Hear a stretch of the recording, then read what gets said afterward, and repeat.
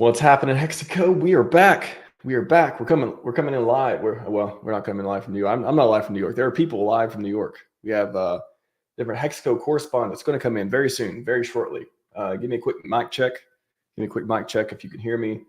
Wearing my best Burberry today. Best Burberry for this case. Also, yeah, this is. I think I haven't wore this this shirt since I interviewed the highest stakes producers. Yeah, highest stake producer one of them back then. So good times. It's been about a year.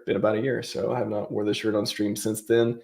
I got some other swag. Maybe I get to a little bit too. But we're coming. I love this background too. I don't use it very often. Only on special occasions from time to time. But yeah, I forget. Was it the PulseChain guys who made this? And then I remember. Who shared it with me? I can't remember. Staked Wealth first shared it with me a long time ago, a couple years ago or so. Which is ages, crypto age. Anyways, Richard Hart case, everyone. SEC versus Richard Hart. We've been covering this forever, ever since, forever, a year or so. I think last August when it came down, and been fighting True DeFi ever since. Crack legal team, and the best sense they're we're gonna get some correspondence from everyone who was in the courtroom today shortly, but great stuff. Also, motion to dismiss. I will post this. Let me bring it up real quick. If you haven't read the motion to dismiss, that would make a lot of the stuff just make more sense in general. I'm going to put it in the chat. I'm going to get to all of your comments. Appreciate you all showing up. But I'm going to put that in the chat as well. I'll bring it up in a little bit. But yeah, it's a great day. Happy Halloween, by the way, kind of almost in the background in the wave of all the awesome stuff happening in the Hex and PulseChain community. Again, got a hearing in the case, oral arguments, if I remember, in New York and I don't know if the Southern District, or I feel like every time I hear it, it's like Southern District of New York in some way. Correct me if I'm wrong, chat. In the Richard Hart versus SEC case, the True DeFi case, one we're going to win. We will win, people. It's going to be great. So, all right, before we get into it, let's say again, thanks for joining. Share it on social media if you want other people to see it. Otherwise, we're going to get live reactions coming in hot. The hearing ended sooner than I planned for, at least. I didn't expect to go live for another hour or so. And even then, I thought, but ended up wrapping up a little quicker. And we're going to get to our first senior Hexco correspondent on the case. We'll have more coming in soon, but let's get it to Zenith. Welcome, Zenith. Welcome in. What's going on, my man? How can you hear me? I can hear you good. Excellent. Hey, Hexicans, we're live with RHMax. Give me a wave. Woo. Hello, there everyone. You go. Yeah, we are outside the courthouse here. RG3 is actually wandering in the woods over there somewhere. All right. Yeah. That's yeah, we just finished up. Yeah, sorry, I'm lagging a little bit, I think. Yeah, just finished up at the courthouse. We went for about an hour and a half today. It was Richard Hart's legal team with the actual SEC lawyers. There were 4 of them from the SEC and the entirety of Richard Hart's legal team. Obviously, no Richard Hart, but we do have the legal team. And we had a chance to talk to them afterwards. They're really good dudes. But went for an hour and a half. The judge presiding did a fantastic job today. I think that was one of the big standout stories. I mean, it's hard to say that a judge did a good job when we want her to do a ruling. But what I mean is that her lines of questioning were very succinct, sharp, and she did a good job of kind of not letting the SEC lawyers like flub their answers. Because in the beginning, she asked a question, they gave like a half answer and answered another question that they wanted to answer, and she's like, no, back to the original question. So there was a lot of good stuff in there. What was your first, and you had a front row seat, I think, you also as well. What was your impression of the room, of the lawyers' arguments, the quality of just the discussion? How did you read the room when it first began? To be honest, it was pretty standard. It's pretty normal proceedings. It's not inflammatory or anything like you see on TV. It's literally teams of lawyers arguing points and bringing up old case law and stuff. But the overall sentiment, I mean, it was very respectful, very professional. Everyone was on top of their game. And I mean, it sounds boring, but like the answer was, it was very standard, which is a good thing. Okay, I'm going to leave some meat on the bones for SJ also. I think she'll be in here a little bit too. But what particular, I mean, when you were there, and by the way, love the suit, love the bench, love the scene. Tell RG to jump in whenever, if he passes by too, we'll have to grab him too. But what, as far as hearing the arguments and just looking at the SEC lawyers versus Richards, I mean, what did you get a feel that? Did you feel like, hey, we're gonna win? Like clearly, everything that they're saying is matching up way more with with reality, and just the feeling of that versus when you heard the SEC talk, where they're kind of like, yeah, we're just here doing the job. Oh, maybe it'll get dismissed later on with the administration. Who knows? But what was your sense of that? So the sentiment is, well, obviously base ground here is this. The hearing today was on the motion to dismiss. So this isn't like a bench trial or anything. What they're doing is they're hearing the case of Richard Hart's legal team to make the motion to dismiss the case. So theoretically, if it doesn't get dismissed, there's still more stuff to go on, but we might get an answer within a month or two. Overall, though, I think the sentiment's very good. I don't want to steal thunder from anyone else because I think Chuck's coming on later. But as far as motions to dismiss goes, it's very plausible to get rid of it because the SEC kind of didn't do their homework. It was a good quote from the Richard Hart legal team. One of the guys said, like, Your Honor, we are arguing case law and the other side is arguing sentiment. And it's like, nice. It's the classic case of like, thanks for showing up with nothing, other team. Now we just have to argue with ourselves. But yeah, overall, I think there's a good chance that the case can get dismissed. The reason that it would get dismissed is on two possible options. I think Chuck is going to talk about one later on. But the first one is jurisdiction, which is straight up, does the court have jurisdiction over Richard Hart? Because he is technically a Finland resident, did a lot of the activity in Finland. So therefore, why does the SEC have jurisdiction over Richard Hart in this case? And that's the thing that they had to establish. And the thing that they used to try to establish it is that we have an investor in Brooklyn who purchased Hex and PulseChain. Therefore, your ass is ours. It's like, I don't think that works that way. There was a case that was cited by the Richard Hart legal team saying that just because you have a singular person in a jurisdiction doesn't mean you get like blanket authority. So that is a very good retort. And if the SEC cannot establish jurisdiction, then they have nothing to do. They're just kind of sitting there with like, oh man, I wish I could prosecute this person, but I can't. Yeah, well, even the fact that they wish they could. I mean, that's the whole, talked a lot about over enforcement and enforcement by just, hey, we think you did something wrong. I mean, even I got a couple, there's some things in the chat I want to get your comment on as well, but I want to ask too, what have you thought of the theory? Because you're a thinking person. I've seen a lot of your content. I know you are able to articulate a lot of ideas. That's why I've been wanting to have you on the show for a while as well. What do you think of the theory that, RH baited the SEC? I know you probably came across that before of like, hey, let's get this over sooner or later. He knew they were going to like start going after people. He wanted to, outside of outrage marketing and gaining social media followers and all that stuff too. It was the 60 chess move of like, all right, I know this coming. I know somebody's going to try to report something that's probably false or misleading or whatever. I know it's coming. Let's at least get the maximum benefit out of it. And when it comes, hey, I'll 11 lawyer up and we'll win this thing. What is the steal and straw man of each side of that? And what is your opinion? I personally think that it's not a great theory because no one wants to get sued. Like getting sued is the worst. You have to spend a lot of time, a lot of money. God, sorry. New York is behind me. Getting sued is obviously a lot of time, a lot of money. Sometimes the procedure is the punishment. So I don't really buy it a whole lot from that. At the same time, though, I do also understand the other side of the argument, which is that is the SEC probably going to come after you at some point? Yeah, probably. Is it better to take the fight on your own terms? I would also agree so. However, at the same time, I think what we're seeing is kind of just more of the same from the SEC in particular, which is that they are aggressively pursuing anyone that they think they can make an example out of. And unfortunately, they've been largely unsuccessful lately. Their win percentage in court is dropping drastically. And it just seems more SEC as opposed to Richard Hart. Because again, like, why do you want to get sued? Like, you got so many other things to do. Yeah, I mean, I think there's so many different theories. I mean, part of it's kind of like, okay, explain this to me. How does this happen? Why does this happen? That kind of thing. Part of it's like, oh, we've seen the price movement. We've seen a lot of downward price movement. We've seen some pumps in the last year or so too, since this happened. I mean, it's been definitely a mix of ups and downs. And a lot of people are like, hey, some are like, I invested in freedom of speech. I invested for mad gains. I invested in the community. I invested because I believe in Richard Hart. I invested because I want true DeFi. there's all these different narratives around the reason people are in this community or participating or gotten this the SAC phases and otherwise. Do you think that a lot of that plays into the positive and negative sentiment of, hey, today seems like an exciting day. A lot of people are excited. A lot of people are, watching now. They're probably interested. They want to know what's going on.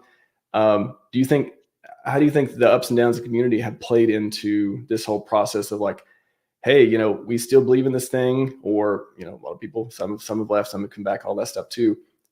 What do you think that does to a community having a day like this, being able to get together and through all this stuff? And what have you seen so far of all the people on the ground? And it sounds like I heard 70, 76. I've heard that number float around. I know there's a lot of people RSVP'd. I think we had 60 on the dot in the courtroom today. We had so many people, we actually had to go to an overflow room for some folks, which kind of unfortunate, but also kind of cool at the same time. Like, we actually packed the courtroom, which is cool to say.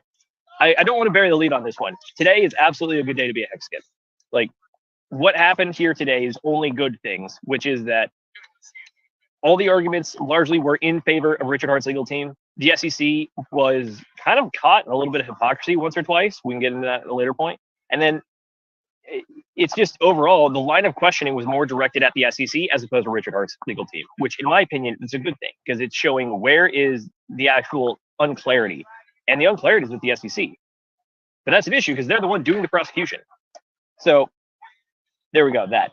Back to the community sentiment. I think anytime you show up to one of these live events, obviously the energy is fantastic and amazing. By the way, if you are going to come to one of these, probably go to Vegas. Vegas is by far the biggest one in my personal opinion.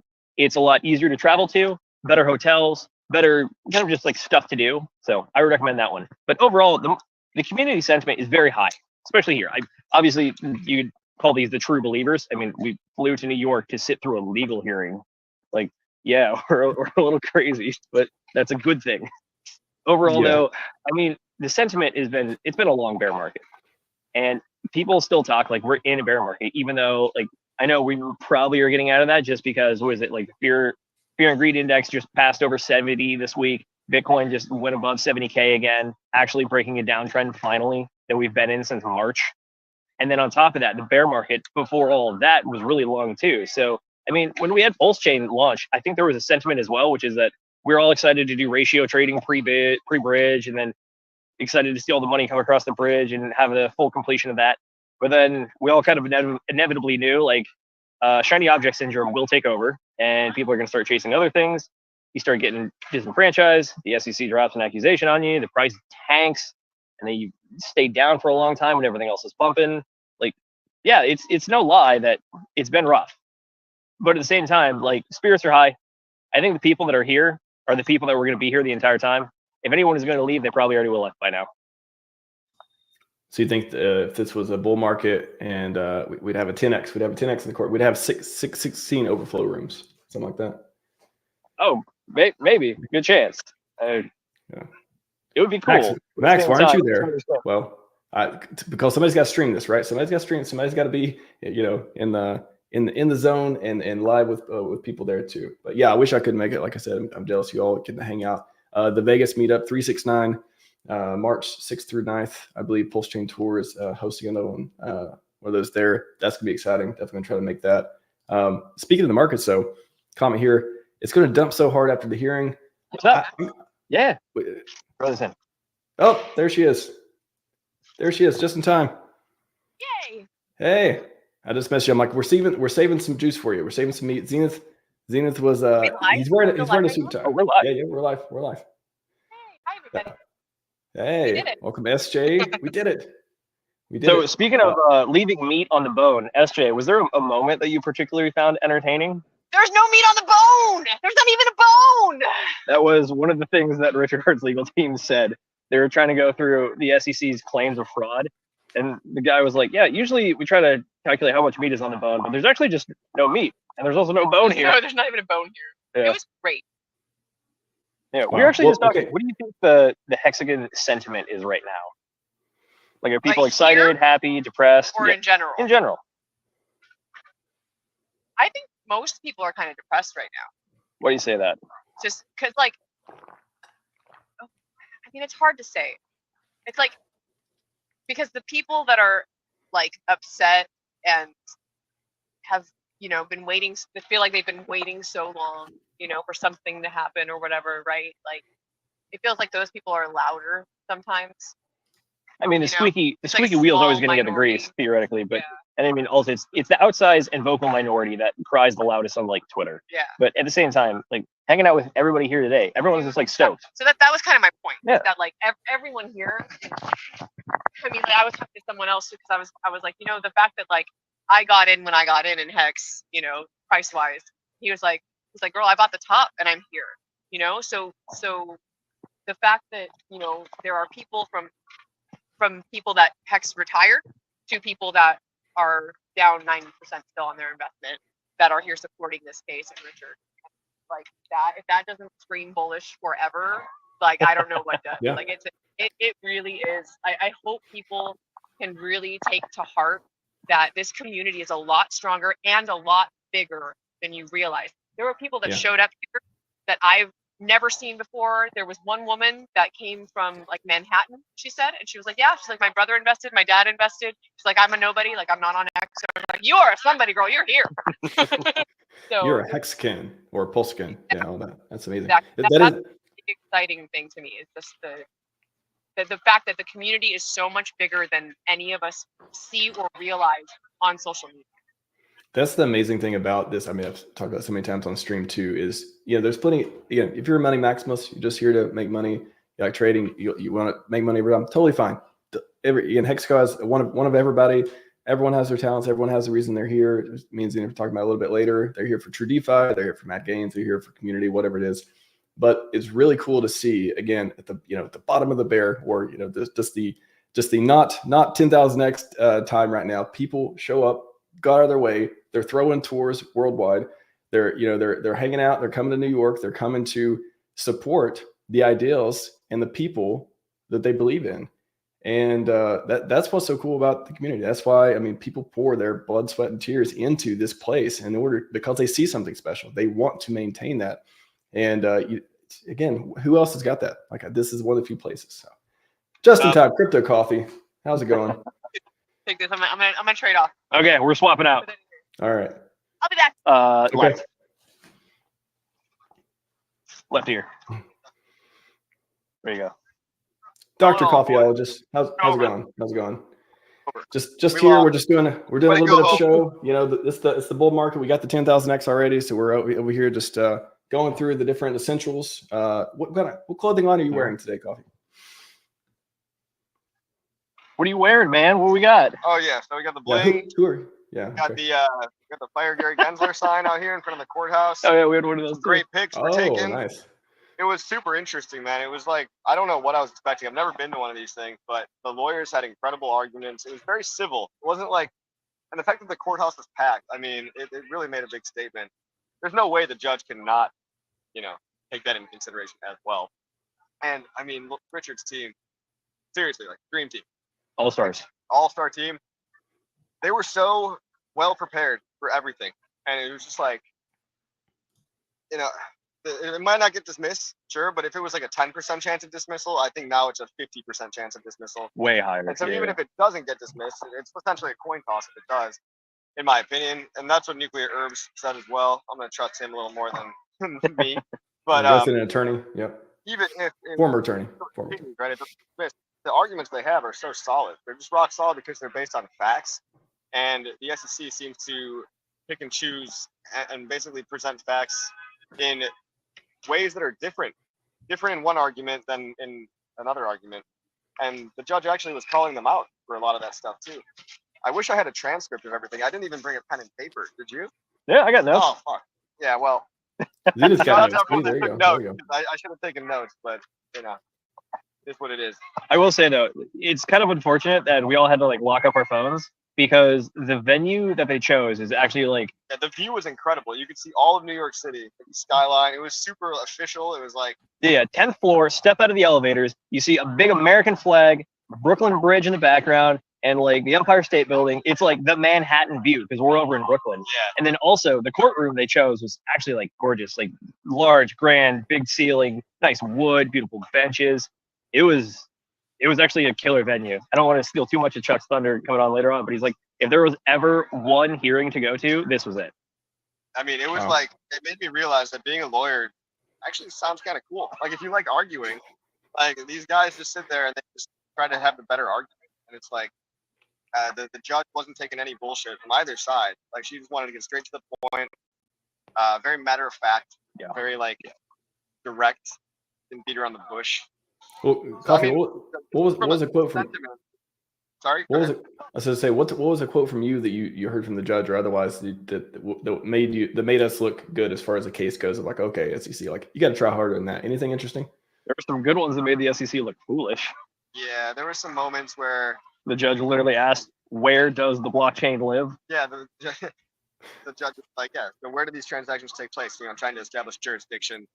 And they're like, well, they kept referring back to like one investor in Brooklyn did a transaction in One Brooklyn. guy. They kept bringing the one guy up. And he's like, yeah, but it's about the receiver, not the person that sent the money. And in all these case laws, it was always about who was receiving the funds and where is he based.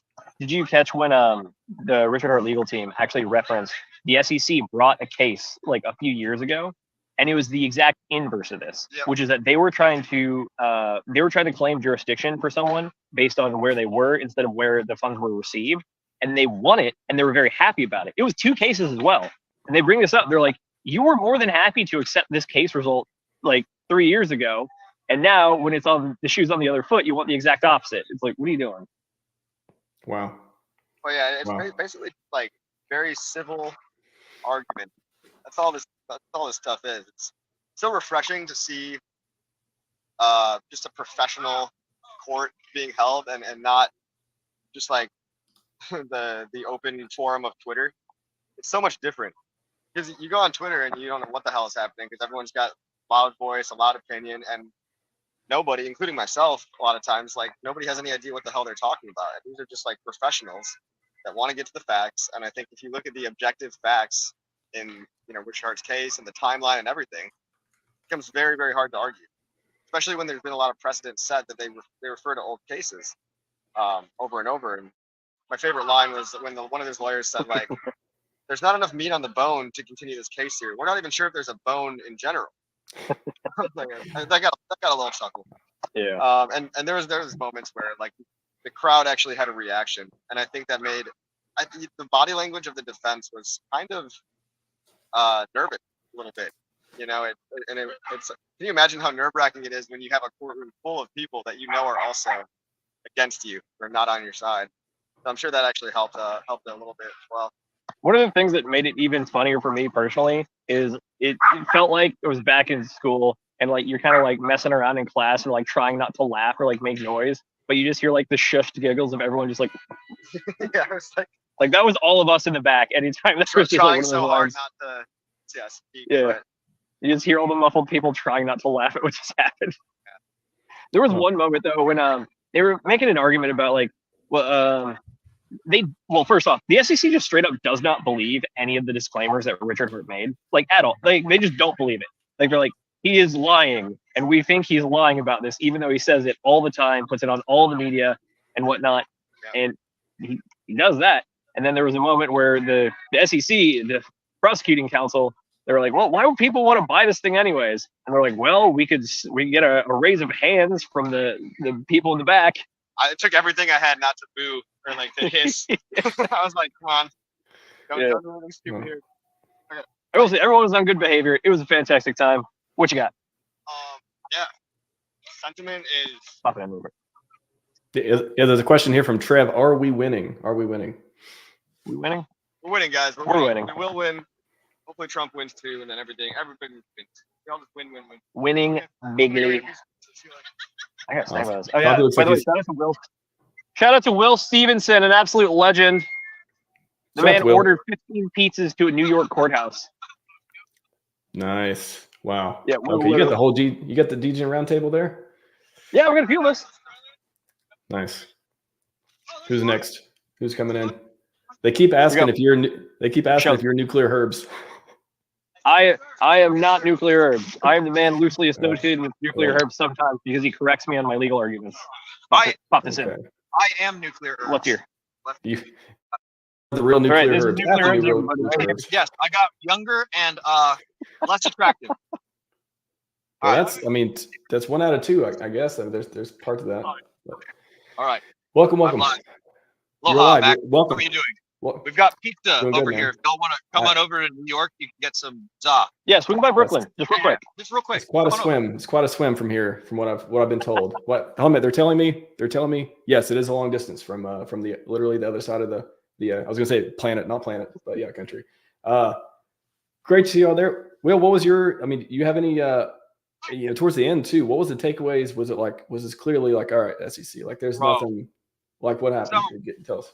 I'm not a legal analyst, but I am a vibes. I am A a vibe vibes checker? collector, a vibe collector. And man, there was a lot of the SEC getting made fun of, a lot of snickers from us in the audience when they kept making mistakes, and a lot of like yes moments whenever the Richard Hart lawyer team like said some excellent and awesome stuff, bro. It was so great. I can't like describe the amount of elation that I'm experiencing.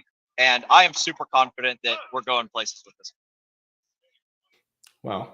I mean, it's amazing. By the way, shout out to both of you and all the DJ Roundtable for covering Scivive, a lot of different RH stuff, PulseChain, all that stuff too. I see a lot of the work you're all putting in, and look at this. They're showing up in person to support in the courthouse too. And there's SJ. Also got a wild SJ in the background dancing as well. Emphasis on wild. Yep. Pokeball, go. Catch her. A wild We also SJ. had a wild Whoa, she's back. Shout out to Pokemon. If you're People are eating. So like everyone's been basically starved all somebody's day. getting carried there. They've been so excited. They collapsed from excitement. And no. Pizza looks great, by the way. Great job on ordering pizza. You're the hero right now, Will. You are you got the people the food. We got to feed the people. Hey, I didn't pay for it. RG3 paid for it. So there you go. Thank RG3. Okay, well, shout All I did was out to make the call. RG3. Yep, shout out to RG3. You know, fucking like, I'm not the hero, man. Everyone fucking taking the time to show up over here and hang out and like show support. That's the real heroes. So like the least I can do is say thank you and help get people fed as a result of them coming and hanging out, having fun, supporting. By the way, I can't tell if Will is like the most genuine person or he's the biggest troll, because when we're going up to the courtroom, guess who he gets stuck in the elevator with? The opposing Gary counsel, Gensler. the actual SEC lawyers. Okay. And then also, as the freaking trial finishes, or sorry, the hearing finishes, everyone stands up, the judge walks out, and then it kind of felt like after like a sporting event where like everyone like rushes over to like meet the players. We all went over to go just swarm the Richard Hart legal team and like shake hands and talk and ask questions. And then at the same time, the SEC lawyers are walking out. Will straight face looks at them, shakes each of their hands, and does like the good game thing. It was a fun time. It was great. Wow. High fives all around. Absolutely like it. I did lie to them a little bit, and I said that they made some great arguments, and but like, hey, we're making friends and we're influencing people. So who knows? We might turn the SEC lawyers into Hexagons. Hexagons. What was the name of the You kill them with kindness. Right? LeBlanc Black or whatever? LeBlanc Black? Yeah, we just gotta do that with these guys. Yeah. Earpiece. Is there We're about to pass off the earpiece though. Oh, we are. Okay, Yeah, sweet. we'll get you back. We'll get you back. Don't worry. Excellent. Gentlemen, Okay. ladies, Good to see you. thanks for fucking doing the stream, bro. You are fucking course. amazing. We'll catch Of y'all on the course. flip side. Earpiece out. Of course. Good to see you, man. Thanks. All right, we have the benevolent. There we go. Who's back? The benevolent contributor of funding for pizza. All right. I know who Get that over is. here. Aye. I guess they do. How's it going? Hello, everybody. What's Hey. up? Welcome. Good to see you. You got an earpiece? Okay. Good to see you. We're here. Yeah, I can hear you. I can hear you. Hold on a So second. you're- My good ear. My one good ear. There we go. Good ear. Awesome. Hey, you're right in time for this question. Welcome, RG3. Ron Privet, how did the judge leave it, and what did the judge say, please? People want to know. So, It's so the ambiguous. judge left it as she just packed up her stuff and walked away. Because there's not going to be a decision made for like another 60 days or so, give or take. The cool thing about the judge was smart. The judge understood blockchain enough to ask some very interesting questions. So that was very reassuring to see that the judge wasn't like some airhead when it came to blockchain. She understood blockchain. The judge has actually been on significant crypto cases in the past as well. Because Yes. one of the ones that they kept referencing was Flex Corp, which I think is like I think it's almost a decade ago, but it deals with digital assets and a little bit of early blockchain technology. So it was really refreshing to actually have someone who like genuinely understands the technology. Yes. So I think that was very, very productive. And, yeah, very productive. And there were a lot of things that she said that questioned the SEC's authority, jurisdiction, rearranging of the complaint itself live right there. And the defense even commented on that because they were backpedaling. They were on their heels the whole time, just to let you know. I mean, it was, I'm not just saying that as, I'm trying to be very impartial here, but they were on their heels and defending their actions the whole time, because not only did the defense question them and what they had done and said and were doing at the time, and even mentioned, hey, I didn't know that we were going to That was a good line. rewrite the complaint here live, and we got a chuckle kind of out of everybody. But she allowed them to make their case, and they were on their heels, just really having a hard time nailing anything down. And like these cases that they cited precedent in, the judge was like, none of the cases that you guys have brought really match this, really make a good case for your argument. And the defense brought that up, and she even leaned into it. So even though she was very impartial, and it was good to see her not leaning one way or the other, and she asked hard questions of both sides, questioned both sides, but she asked a lot more questions of the SEC and what they were doing. And Wow. in Richard's defense team's case, they answered her questions well and reconfirmed her understanding and why they were saying what they were saying. So they were very prepared. They knew what they had brought to the table and laid it out compellingly in front of the judge. So really liked seeing all that. There were a couple of things that I would have liked to have heard that they could have argued, a couple of different things that they missed. But really, I guess I talked to Herbs afterwards about it, and he said, "No, those things really don't matter here because this is about jurisdiction." The vast majority of the time was spent on the personal jurisdiction question. Yeah, that was about first personal and foremost. jurisdiction. Like, hey, what, do we even really have the authority to try this man? And the judge was really leaning into, hey, prove that you guys have jurisdiction here at SEC, and they were having a hard time. So that was really the kind of gist of the whole thing. There were a lot of details in there that I'm sure over the next couple of weeks we'll all hash out on stream and stuff and talk about. But I was really happy to see a lot of the case being brought out and them talking about it versus I thought it was going to be like a 30-minute. Just reading through it and then just like sayonara. A couple arguments really quick. Okay, well, we'll give a decision in 60 days or whatever. It wasn't that. It was very detailed. Why are you saying the things you're saying? Why are you, how are you backing up your accusations? How are you backing up the fact that you have jurisdiction? Blah, blah, blah, blah, blah. And it went into detail. And that was really cool for us to all be here and see that. Also, the fact that Richard's team really enjoyed having us there. Yeah, they're great. It was great. Enjoyed having us there.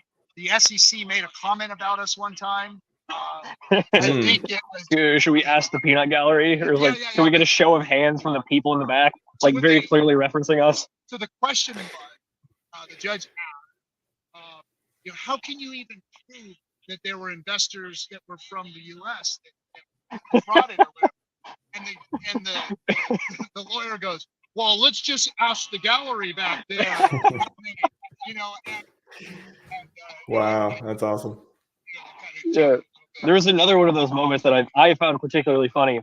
So one of the things that the SEC has kind of flubbed up pretty hard is their timeline of everything. And one of the things they keep doing is referencing the Hex conference back in 2022. They like cherry picked this one line from the conference that's like associated, where he like briefly mentions PulseChain and PulseX at the Hex conference, and they're trying to use that to like just like get all of it together. Yeah. But the thing that I found really funny though is they're like, yeah, Richard Hart put on this event, and then meanwhile all of us in the back like literally look over at Maddie. ones. Wow. Yeah. We're the ones that put it together. Without Richard's help, without Richard asking us, Yeah.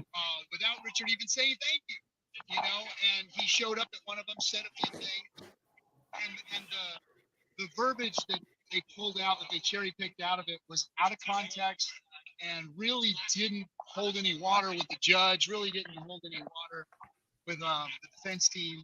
And the SEC was like, at that point, they were like throwing spaghetti at the wall kind of thing.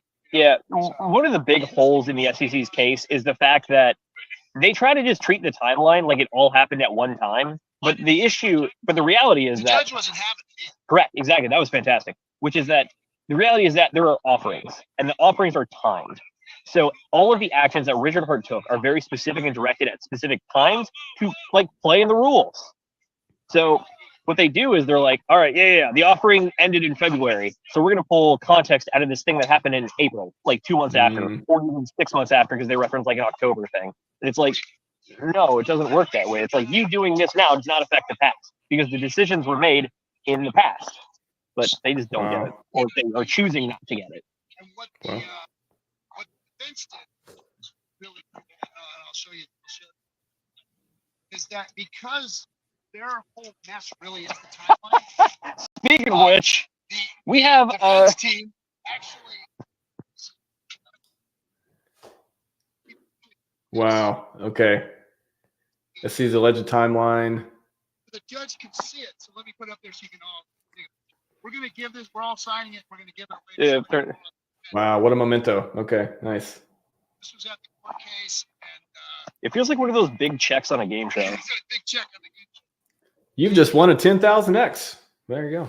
I was literally sitting in front of the judge the whole time that the SEC was trying to defend their timeline, but they couldn't because she was going, well, but actually, to be honest, and here's another good part of it. Let's hear it. Is that even though she had this in front of her, she had the timeline in front of her. She was questioning them from her notes, not from this that was sitting in front of her, that the defense team wanted to have for her. She was going off of her notes in the timeline. She obviously did her homework and knew what was going on already with the case. So everything had been brought to her attention. There was a lot of things that really, I really enjoyed seeing the judge lean into, because she was no dummy. That's for sure. Hey, got a comment in the chat here. I'm not sure you guys can validate it here. The judge asked, where did the money go? What does it matter? She states it's his funds to do whatever. He can claim fraud, but he's not defrauding anybody, and says what he's going to do with it. Money. I'm not sure. Did that actually happen in the court? Or is that just a reenactment of what could be said? So there's two things here. One is a funny quote, which is that the judge actually asked the SEC, how is it fraud if you do what you say you're going to do? Exactly. And then the other thing was they spent a good, probably like 15, 20 minutes talking about like what happened to the sacrifice funds? Where did it go? And then is there an obligation of Richard Hart to disclose what he's doing with it? Is there any sort of fiduciary duty to the people that gave him the money? And again, it goes back to what I said earlier, which is that like they just do not believe the disclaimers, which is like they genuinely just think that like Richard is bold-faced lying to everybody and is like trying to just do this. It's like they think that Richard Hart is trying to say the thing and believes that just like by saying a line, like going and robbing a bank is okay. It's like, no, that's not how this works. It's like the disclaimer is real. They didn't understand the idea that the sacrifice was for freedom of speech. And they took all this information. So we got to look at it from two. So we have a judge who's supposed to be impartial, and we have the SEC who is pleading a case. So they go into the information and look for cherry-picked stuff that they can use to support. So instead of looking at the whole picture and putting it in context, like all of us, like we've got hours and hours and years of information streaming, listen to Richard, listen to ourselves, and figuring this thing out, that we had context. They didn't. They just cherry-picked the information they needed to go out and and make a case against Richard. So that being said, the judge, who again very smart and very articulate, looked at this and said, "No, you've got a guy who said your money is gone. You're doing this for free speech." He gave them something that was worth zero, even though you did get something. You got something that's worth zero. So all of these things fit Big in brain, place. big brain.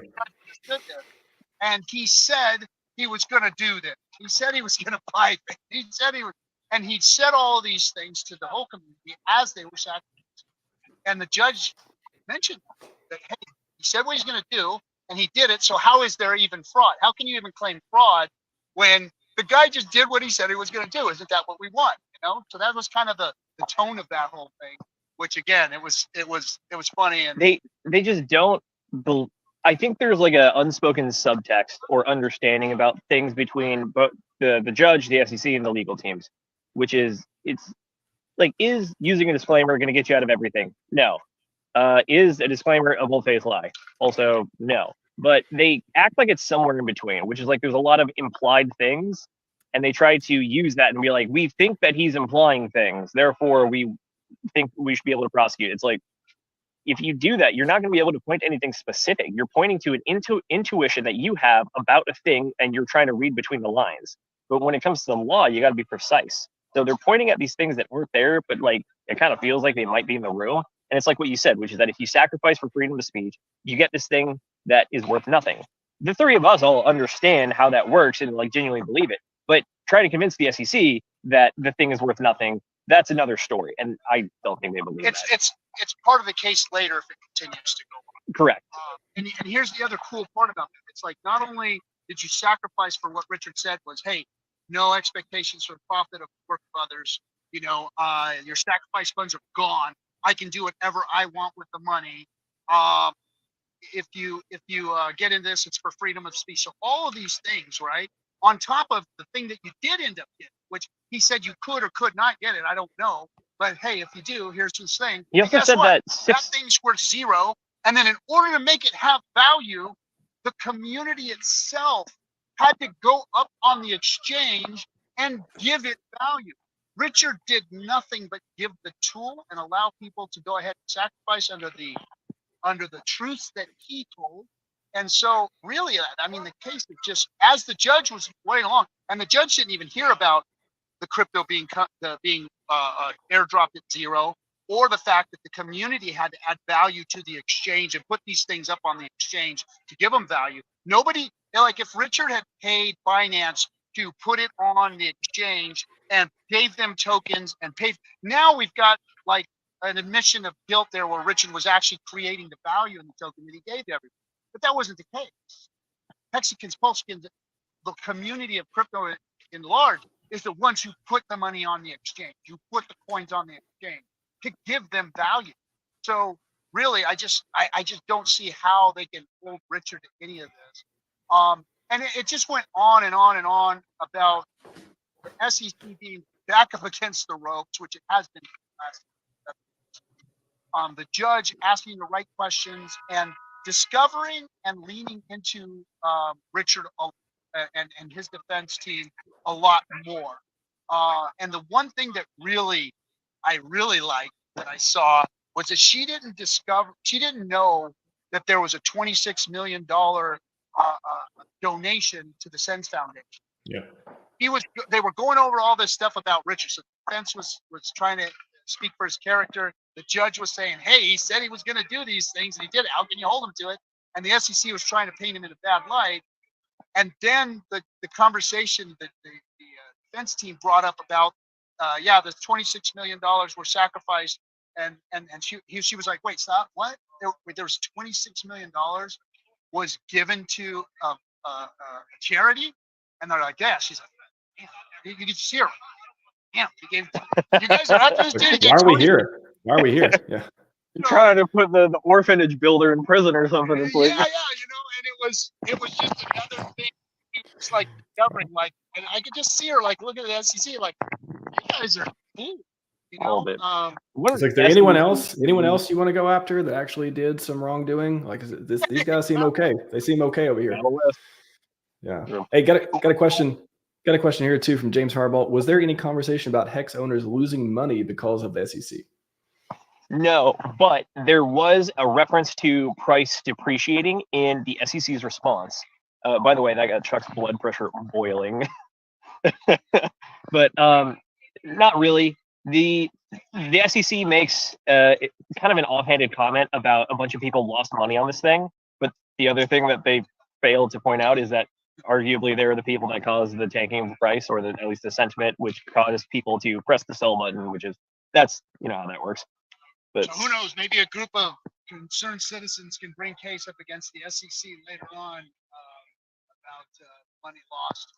I never have high hopes for class action lawsuits, but that's probably sounding like what that might be like. Trying to get a bunch of people together to sue as a single case. Yeah. Question. I don't know about the SEC lawyers, but Richard's lawyers thanked us profusely. Talked to us for a few minutes. SEC lawyers got out of there pretty quick. Yeah, SEC lawyers got out, but Richard's defense team stopped for a second, talked to us for a few minutes. Let them come hang out or get your.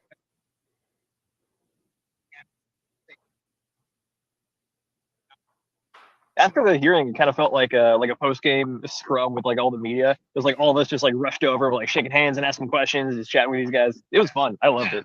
Good vibe. They were really happy. They were really happy to see the show, of course. And we filled up the entire courtroom, so they didn't have one seat. How many people did we have? We had 75 people, which I was pretty happy to see that. With the Nice. We had 200 registered, but with the date change and everything, and being on a holiday, I'm sure that really messed up a lot of plans. But did have 75, so the overflow room was halfway full, and courthouse was packed. Not as another, but. Fox Modder says 60 days. Maybe she'll be a bit quicker and give us a Christmas gift. Whew. Whew. It would be sure nice to have a dismissal Christmas. The timing is just flawless. Epic. Wow. What else you got for us? Yeah, scrolling down here. Appreciate shout out to everyone in the chat. I can't get to every question, comment. I really appreciate y'all being here. We got StreamYard says between X and YouTube, almost 1,200 people. I don't know how accurate it is, but that's what it shows viewers wise. It goes up and down. Pretty amazing though. Love this community. Nice. Beautiful stuff. Well, tomorrow, so if you go to PulseChainTour.com, tomorrow we're going to be having a discussion. We'll be having roundtables. We won't have any SEC lawyers, but nuclear herbs or any of the defense lawyers, Richard team there, but we will have nuclear herbs there. We're going to dissect all this tonight, probably have a lot of conversations. And then tomorrow, the event, we're going to be able to stream it live. So we're going to put that on the PulseChainTour.com site and get it live to everybody, or maybe we can just do it on Twitter or something. Awesome. PulseChain Tour. Yeah. A lot of people in the chat saying thanks for you all showing up too. I mean, it's really amazing to see the community. Of course, couldn't be there. Hope to make the PulseChain Tour in March though. I know you guys are in amazing events. Again, cannot thank you and the team enough, RG3 and everyone there just for making this stuff happen and really coming here to give us a way to see what's going on. Yeah, man, and a shout out to Kaylin Black Hexagon. She put all this together, made all the arrangements, put tomorrow's VIP together, got a hold of courthouse, make sure everything was in place. So shout out to her for all the hard work that she's done. She's really killing it, and can't say enough about her. Dipcatcher he was talking about if the SEC lawyers stick around, and he said, "Good game, you suck, good game." No Dodgers. That's funny. Oh shit! I'm in New York. I better be careful. Yeah. I saw somebody walking around with a hat yesterday, though, so you're not alone. Decentralized Me asked, what argument seemed to land the most with the judge the most? What was the question? What argument seemed to land the most with the judge? Or what do you think she was most receptive to? I think Gosh, I think it was just a realization of how screwed up the SEC was, how convoluted they made the timeline. Yes. The timeline, I think, was the hardest hitting point because it's undisputable. Yeah, that they just backwards reverse engineered the whole timeline. Exactly. And, Yeah. And the problem was that they weren't all of the things in the timeline were about issues that this case or this hearing wasn't even about. This hearing was about jurisdiction. And she was like, you guys got the whole case screwed up, but we just want to talk about jurisdiction. Like, do you guys have jurisdiction over it? And they couldn't. I didn't see them prove any jurisdiction. I didn't even see them argue for jurisdiction, to be honest. Yeah, I mean, we Like spent they were just letting what was out there, and then they kind of went into the future to try and. I think they were trying to paint Richard as bad, and that's why we got to, try him. Versus, I didn't hear a lot of arguments for jurisdiction. the one thing that the SEC did pull back on multiple times was the idea that they have one guy in Brooklyn. Yeah, another one guy in Brooklyn. Like do you hear yourself? Do you understand how flimsy Oh, that sounds? I think I just saw the one guy in Brooklyn. He just moved. He moved out of the state now. Now the case is over. Okay, we're good. We're good now, right? We're good. Exactly. Yeah, so they're backing of what they were trying to prove jurisdiction for just wasn't there, because she was like, she was grilling the SEC, and she said, so wait a minute, where do these people sacrifice? They sacrificed on the blockchain, the transaction. So the blockchain, where does the blockchain exist? And the blockchain is on the internet. No, where does it exist? Where does the blockchain exist? Well, where does the blockchain exist? And she was trying to get them to say nowhere. It's everywhere. Everybody can use it. Everybody can access it. And you could see they were just swallowing their gum trying to answer her, and they wouldn't answer her. And she was like, okay. And she just inferred that they didn't get it and that she got it. So she was like telling them, guys, the blockchain is for everyone in the world, not for just Americans. It's true. I was actually kind of surprised by the SEC not responding to that one the way that they did, which is that I came into this thinking that the SEC is going to proudly claim that the blockchain exists nowhere, therefore they have the ability to claim jurisdiction over it because of whatever other reason they come up with. But they actually strayed away from that one. They mentioned it a little bit. I want to say it was Williams versus Binance is the case that they referenced, where they said that blockchains hosted quote unquote nowhere should be default to US jurisdiction. That was an argument that the SEC made in that case, but they didn't bring it up here. No, it was mentioned, but not, I think that the defense mentioned it and explained it. Correct. And they were talking about it, using it, saying that no, it doesn't, the fact that just because one person uses it doesn't mean, or it shouldn't default to, just being owned by the US. And I think the judge agreed that, correct. She didn't agree, but she just kind of she heard the argument and you could just tell it was like, okay, their argument sucked. Your argument sounded good. That's kind of like what we were feeling the whole time, was like the defense would say something and she'd go, okay. And then the plaintiff would say something and she'd be like, wait, explain yourself. Oh, wait, what? The person having to clarify more things was definitely the SEC. Yes. They spent it was split half and half, but it was like the Richard Hart legal team is talking and presenting their case, and then the SEC is clarifying their positions and trying to make sense out of all the stuff that they're doing. That's the way I can describe it. I mean, it's great on that topic too. What was the biggest argument from the SEC lawyers? Like, what do you feel like that they said? You're like, and These weren't arguing, they were just defending their. One really weird thing that I felt was they kept trying to bring up the Howey test. Yeah. They wanted to talk about Howey so bad, and the judge even multiple times was like, no, we're going through this one by one. We're going to go jurisdiction, we're going to cover fraud, and then we can get to Howey. But immediately from the get-go, they just wanted to shout about how it's an investment contract that passes the Howey test. And it's like, and the defense's argument, they didn't even cover it. They didn't even touch it. A little bit. They were arguing that the Howey test. They didn't even say that, but they very touched it. And because what the judge did right off the bat, where she said, first of all, I want to tell you that we're separating these three things out. It's not Hex, PulseChain, and PulseX that are all on trial here, which they laughed that out of the. That was a big was win, actually. Yeah. That these things are entities. Like, how can you sue? Their favorite phrase was based on the totality of the circumstances. They're like, yeah, everything's all together, right? And then the judge very clearly was like, no, you have to show jurisdiction for each individual one. We're like, we want all of them together because we think that they're all together and they all are interrelated. And the judge is like, no, you got to show jurisdiction for each individual one. So at that I think that tripped him up pretty good. Point, it was the first 5 minutes as well. That's where Hex dropped off the whole conversation, because we were all like, oh, well, that takes Hex out of the picture. And then they only argued Pulse and PulseX the whole time. So it was almost like Hex got exonerated from being even part of the conversation. That's true. I think part of that might be because the timeline was just so Oh, egregious yeah, the timeline was so that egregious. like trying to include Hex in their jacked up timeline. Years before.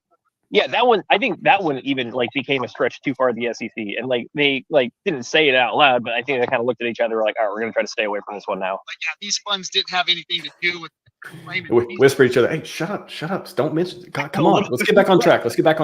Yeah, yeah. It's funny. The Richard Hart legal team was actually passing notes to each other. It was funny.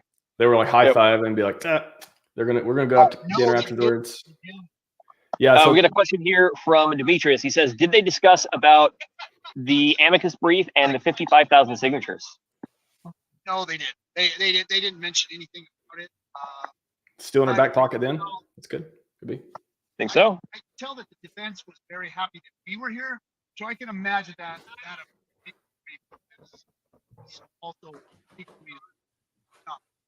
And the judge is seeing all this. You know, she never had to give instructions to the gallery. She never had to quiet anybody down. We didn't have anybody outburst. There were a couple times where, look, we couldn't help it. Even the judge was like, you know, so there was a couple of, all of us trying not to laugh too hard in the back. Yeah, but other than that, Richard's team was happy. The judge was seeing us, heard the comment about the gallery, sees the judge has the Amicus, so the judge knows. So yeah, I'm sure all of these things are factoring in, stuff that they were arguing that didn't have anything to do with jurisdiction, but had to do with the future of the case. The fact that even the argument for the future of the case looks very, very weak.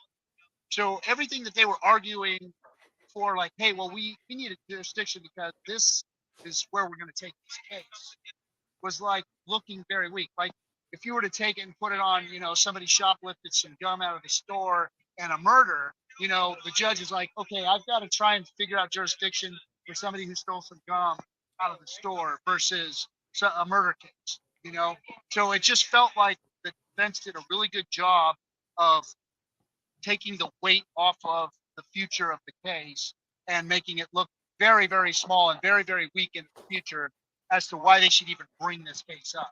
So that's one thing to keep in mind, is that the whole point of today was to see if this is worthwhile to pursue. And then the counterpoint to that is obviously we have the motion to dismiss.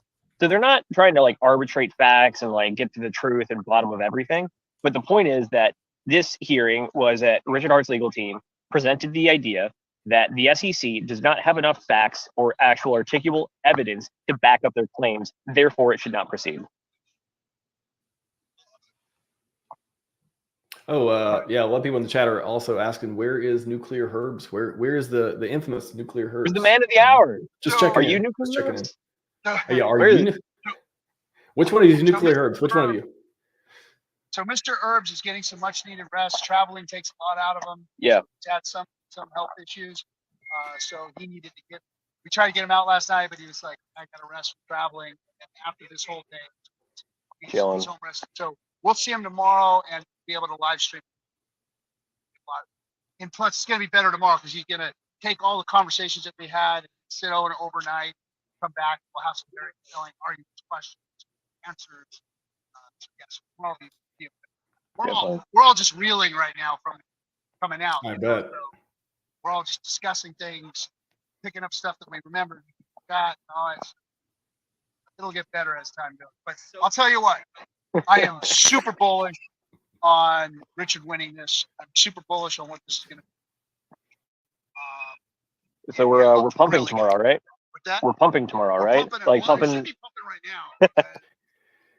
Hey, there was a question in the chat earlier about, are we going to be dumping tomorrow? What do you guys think? Next 60 days, we dumping, we pumping, we sidewaysing? What do you guys think? Look, there was a tale as old as time that repeated itself this last week, which is I am trying to predict the markets, which is foolish. And I'm like, oh yeah, we're going to get a Bitcoin 60-day cycle low forming here shortly. Nope, pumps to $73,000. Man, was I wrong. It's like, can we predict price? No, not really. You can get some decent sentiment, but at the end of the day, it's a little bit of the crystal ball. I never try it. And she loves proving me wrong. Also, we're we're asking Coffee earlier too. RG3, what are you wearing today? I mean, I got a little bit of Burberry on. I got the special stuff. Got the hat here. Got the these are not Prada glasses. However, there's what are you wearing, RG3? I have the V-neck T-shirt. I had a sports coat on. I don't know what I did with it, but I had a sports coat on earlier, just show no tie, but yeah, and for my headband. RHMax asking the important questions here. Trying to make sure we got that. What else? Chat is popping off. By the way, you guys are cracking me up. A lot of good questions and otherwise. What else? Oh yeah, that's actually a good one. So imagine 11 lawyers plus RH in the court, game over 100%. How many? What did the legal team look like today? You know, what can you tell us about that? Can you say that again? I missed it. I said, what did the legal team look like today? What can you tell us about their? Were they big, strong people who were there for nothing but winning? Murderers Row, baby. Murderers Row. Those guys are dialed in, locked in. Their arguments were articulate. I mean, everything from the stuff they probably rehearsed to the stuff that they were just bringing up. And these guys were brilliant and confident. Confident was in the air. That was the vibe. There was 5 of them sitting in front of the judge, and then they had a bullpen in the back. They had what? 4? Oh yeah, they got the bench. They had a bench of 3 more just sitting back there. Boom. So the SEC's got 4 guys that look disheveled and confused, and there were only 2 of them arguing. And Richard's team was just on point. And I'm not just saying these guys were sharp, on point, didn't miss a thing. And then they had, like I said, 3 more on the back row sitting there just looking tough. Looking tough. Yeah, Murderers Row, baby. Those guys. They're just sharp. They are professionals, and like we call it the All-Star team for a reason, because it's actually like the best of the best from like the legal world, and they look like they're worth every penny, and they sound like it too. Real sharp guys. Andrew, I mean, if you look at the thumbnail, there we got representation over here in Mexico. We got a lot of good people. Richard's got some. I mean, again, how do you doubt genius billionaire founder guy? How do you doubt that? Everyone always made that case of like, oh, is he going to actually fight it? Does he actually want to do it? Does he have it? I'm like, dude, I mean, this stuff's obvious. The winning's always been obvious to me. Anyways, Andrew Hardy, if judge rules it's not her jurisdiction, is the case closed today? Is it closed in the future? Is that like one of the major points that we're looking at? Timeline's probably, again, we're looking at like anywhere between 1 to 2 months to get an actual resolution from the judge. But as far as kind of like the heart of the question goes, if they ruled that the SEC does not have jurisdiction, yeah, the thing's just dead in the water. And then they can try and bring something else somewhere, some other way around it or whatever. I don't know. But this part of it is over and sets precedent. And they can use this to say, hey, the judge ruled that they don't have jurisdiction here. They got one chance to prove that, and that was today, and they did a really crappy job of it. Yeah, one chance, one opportunity. I don't know if the motion to dismiss counts as case law. I don't see why it wouldn't. No, they would be able to reference it for future cases. Yeah. Okay. They already said the SEC doesn't have jurisdiction. I've heard that argued before. So I'm sure that they'll use it, even though it's not a case. Well, it is a case. It's going to be a closed case. True. With no jurisdiction. So yeah. Dig it. Scrolling there. Richard Hart was right. Agreed. Yes. I think this is something I noticed, but I think it really pisses off the SEC whenever people like build things and specifically cite the regulations back to them in the way that they build things. They're like, why would you build things to obey the Howey test? Why would you do that? Just submit to us. Like, they hate that. They hate it so much. Or the fact that they were mentioning that Richard Hart was saying, like, they're saying he's saying these things. And the judge was like, but he said those things. They're saying, no, he was saying those things to be deceptive. No, he wasn't. He said, your money is gone if you sacrifice. You get nothing. Understand this. I heard him say it over and over and over again. You're going to get something, maybe, that's worth nothing. So you're sacrificing really for freedom of speech, freedom of movement, for your rights, for blockchain to have rights, like every citizen should. And they were taking that and turning it around and making it sound like he was being deceptive in doing so. And the judge was saying, he's saying these things and you're not believing him, or you're saying that people are being deceived because they don't believe him, but they're going to do something to. The way she was explaining it was, I'm not buying that. The SEC also did one of their classic moves, which was, they used a mixer, therefore they must be a criminal. Like, it's automatically deceptive. Why would you use a mixer other than trying to deceive people and be fraudulent? It's like, no, these things have a use case. You guys just hate them. And the defense Privacy. brought it Yeah. in a good way too. They were like, because he used. Oh, I see someone. I spotted a wild SJ. Yeah, she's back there too. Yeah, she's Spotted a trying wild SJ. to get me to. It's not always about you, RG. Maybe Yeah. not. She really said that. I'm sorry, Mr. 3. Mr. the Third. Yeah. Anything else? We'll wrap up here in a few minutes, though. But anything else notable you want people to know that happened today? SJ, have any notes or anything as well? SJ, any final thoughts? Just yelling in my ear. The Go mic's there. team win! The team win. I'll give one last actual legal analysis thing, which is that with regards to the fraud case, one of the things that Richard Hart's team argued in their writings was that Richard Hart, as a result of not having investors sacrificing for an investment, and it's just sacrificing freedom of speech, what that means is that he has no fiduciary obligation to these people. It doesn't matter what he wants to do with that money. If he wants to go put it in a bathtub like Scrooge McDuck, he has all the ability and right to. And they didn't bring this up in court today, which I found a little odd because they made a very compelling case in their writings, and they kind of just like skirted around it. She did say something like, "Are you telling me that his funds aren't his funds?" All right. Cool. Yeah, take care, man. Sorry. So the judge did mention, like, Yeah. she said to the SEC, she said, "Wait, are you telling me that he's not able to do things with his funds? Correct. He shouldn't be able to buy these items?" And they were like, "Oh, but he bought the world's biggest diamond in a." They didn't like that one. And she was like, you could tell she was like, "I don't care if he bought a piece of the moon. You're saying that he can't do this." That was her attitude. She didn't say that, but it was like, wait, you're telling me that he's not supposed to be able to do with his money what he wants to do with it? Because they kind of established that it was his money, and that was something that I saw that the judge again leaned into. That was like, Yeah. To give the SEC their flowers a bit, they do play the bad guy very well. They put a very particular amount of venom and hatred on when they said he bought Ferraris, Lamborghinis, a black diamond. Like, It's a Hex.com diamond. whoa. They hate it so much. Like, I think it irks these people deeply. I really do.